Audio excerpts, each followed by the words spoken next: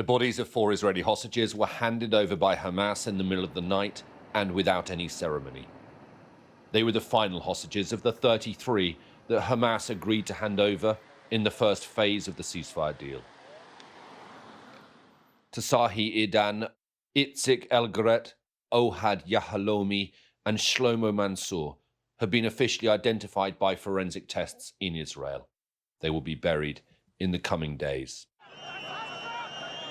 In the West Bank, more than 600 Palestinian prisoners were released from Israeli detention.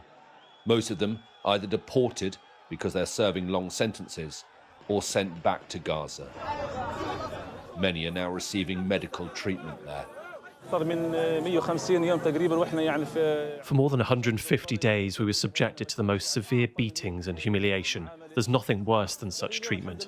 But today, thank God, our Lord has released us, and we ask God to release the rest of the prisoners. I was detained for a year, and only today I returned, thank God. I am very excited to see my children and all my family. Many of the released Palestinians have been arrested during the war. They're returning to a Gaza destroyed, but still returning home, and in time for the holy month of Ramadan. Last night's prisoner-hostage exchange effectively marked the end of the first phase of the ceasefire. But the second phase has not been agreed upon by Israel and Hamas yet.